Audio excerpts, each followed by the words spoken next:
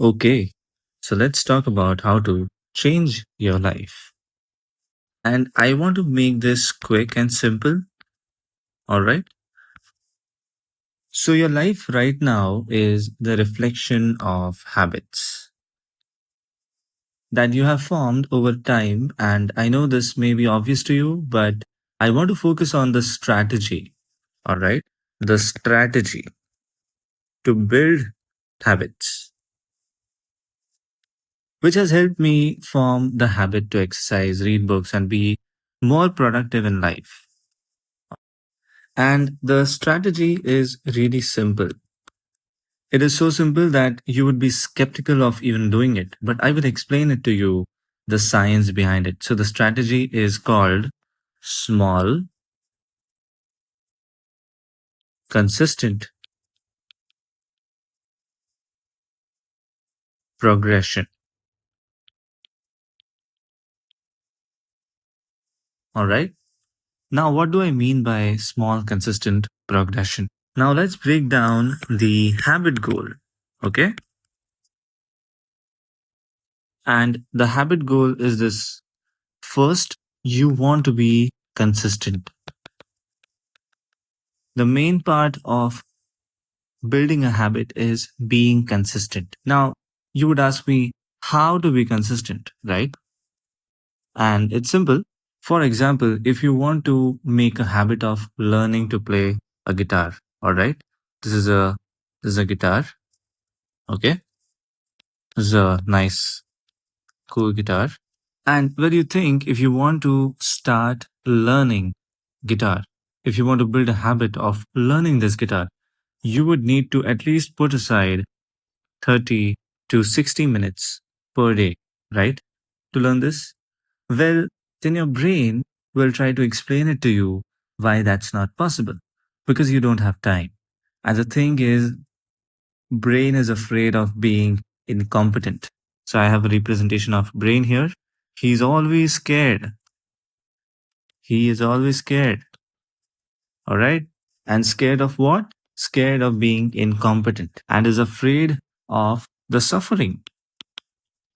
Literally, it is afraid of the suffering of the experience of incompetency because the brain wants to be smart, right? It doesn't want to be incompetent. And that's why you first need to focus on consistency. All right. And the only way to be consistent is to do something for a significant amount of time. And this is the formula of being consistent. All right. And how would you do something for a significant amount of time? Well, you need to break those habits into smaller, inferior habits. All right. For example, let's take the example of the guitar. So, to play a guitar, you first need to go to the guitar and hold the guitar, right? Then you need to strum a string, correct? Then you would need to play a note. Or also, you need to watch the instructor. So these are all small parts of the habits, all right, which make a whole habit, correct? So, first, what you would need to do is to be consistent, you first need to explain to yourself that for the first 5 days, I'm just going to hold the guitar. So, it doesn't have to be just holding the guitar or just strunging the strings.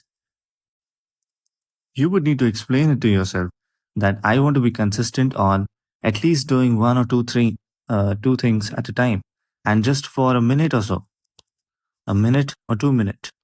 All right.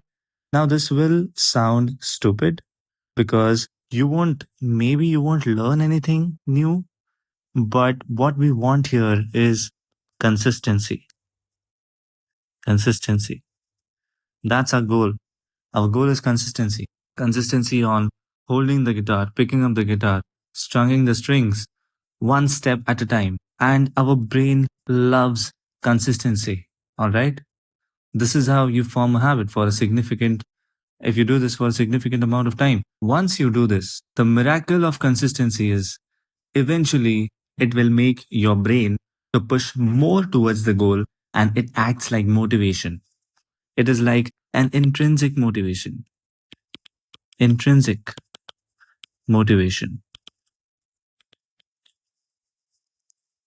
You will develop with consistency alone, which will lead you to eventual development of that habit from easy to difficulty level, because your brain loves challenges. Being a scared little cat, it also loves challenges. Loves challenges. And the only thing which is stopping the brain to love challenges is to do that thing. And to do that thing, your brain is afraid of doing that thing. You want it to be simple enough to just start. And consistency is the main keyword here. Small consistency.